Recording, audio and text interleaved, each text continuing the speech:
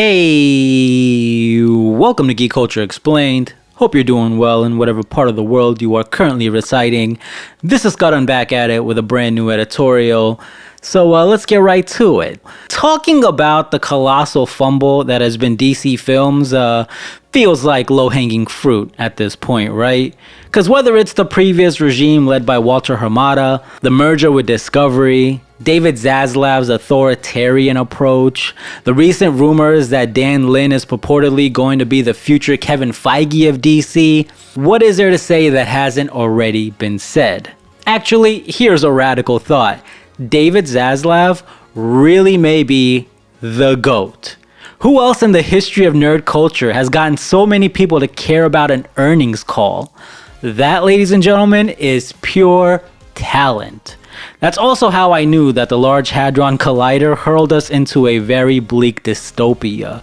There were nerds on Twitter waiting anxiously, not for the release of a new trailer or first look, but for an earnings call. Fun fact, I plan to reference the Large Hadron Collider on every single one of my editorials in some form or fashion moving forward, and so far we are 2 for 2. But obviously, I'm being somewhat facetious here because the reason that pop culture fandom cared about that earnings call so much was because they wanted a slither of assurance that David Zaslav had a plan, a vision for DC moving forward. Which brings us to Superman, whom Zaslav has repeatedly expressed interest in bringing to the forefront. Now, Superman is a peculiar case, because there's so many people who claim that he's just an OP, uninteresting Boy Scout, yet so many have opinions on who and how Superman should be. I've even seen some make the argument that Homelander has overtaken Superman as a more compelling character for our modern times. Another depressingly fascinating aspect of the character is the lengthy lineage he's had in development hell on the film side. We can start with, for example, something like Superman Lives, which you may recall was going to be directed by Tim Burton with Nicolas Cage in the titular role. Which, by the way, people often troll Cage's look because of this picture, but in the context of the 90s and what Tim Burton wanted to do, I'm actually not mad at the way Nicolas Cage looks as Superman in this picture. But if you're interested in learning more about Superman Lives, the late John Schnepp directed a documentary called The Death of Superman Lives that may be worth checking out for you. There was also the infamous Superman Flyby with J.J. Abrams at the helm. You can scour the internet to find a surprising amount of details about that film, and one idea that I found interesting was how Abrams wanted to have Jor-El investigating Jonathan and Martha Kent on Earth to see if they were even suitable to raise Kal-El to begin with. And there was also a bit of interesting spillover when you consider something like Man of Steel, because Abrams wanted Krypton to feel like a fully realized world with its own language.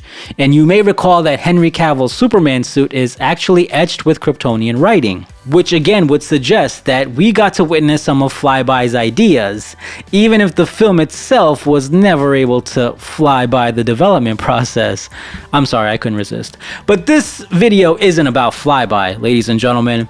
This video is about Christopher McQuarrie and his pitch for Superman, which would have also opened the door for Green Lantern in the DCEU as well. Now, when contrasted to something like Superman Lives or Flyby, we know virtually nothing about McQuarrie's vision. There's no concept art, no pre-production stills, no script leaks, nothing.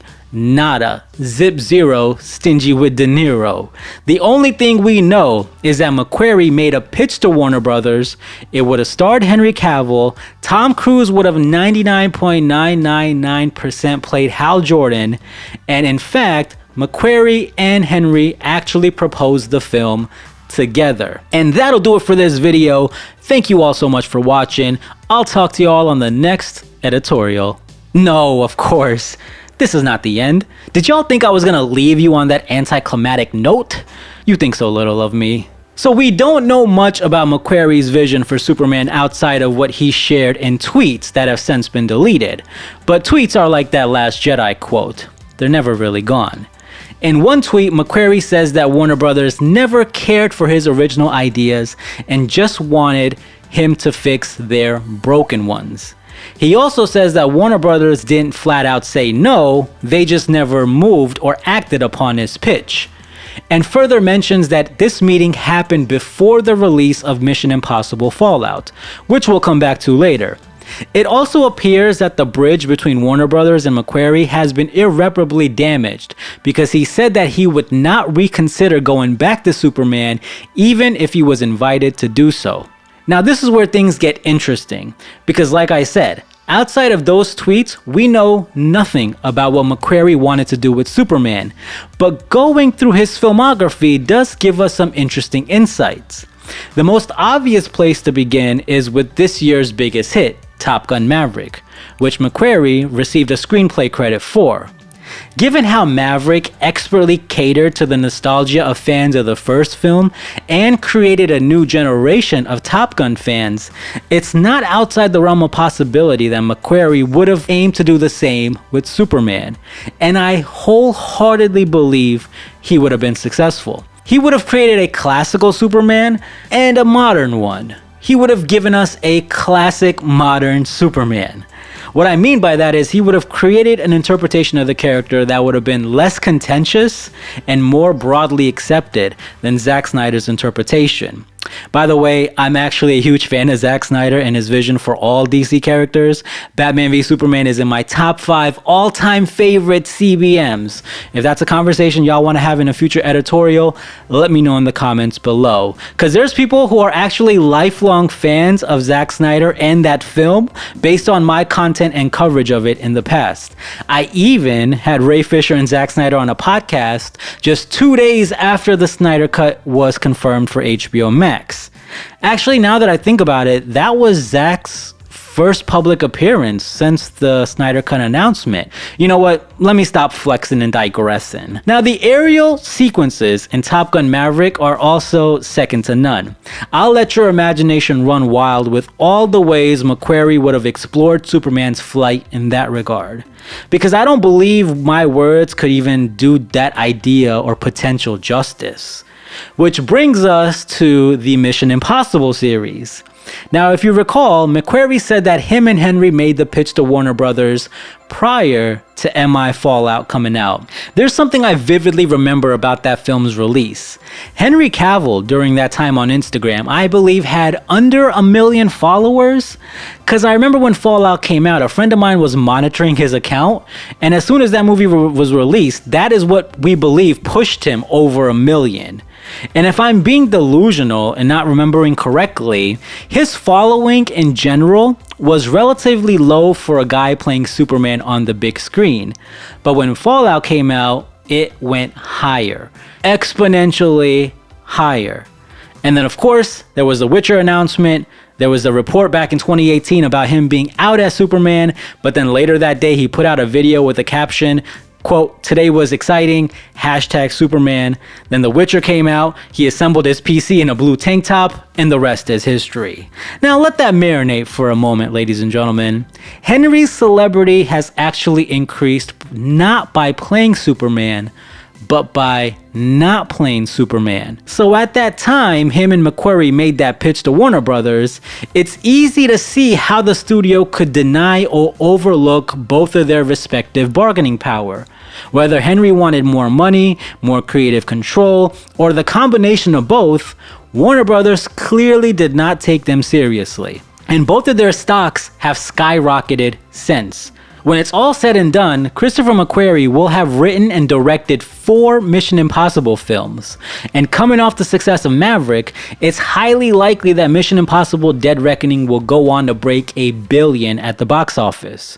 That's obviously going to be because of Tom Cruise's momentum post-Maverick, but again, Christopher McQuarrie's stock continues to rise.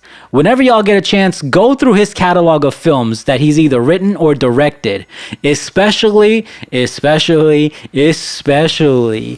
underrated masterpiece that was Edge of Tomorrow with Emily Blunt and Tom Cruise. As I was recently doing a binge of his catalog, it became so crystal clear to me that he would have been the ideal director and writer to entrust with Superman. He would have nailed the spectacle, the action, the emotion, and the cultural nostalgia of the character. but we'll never see it.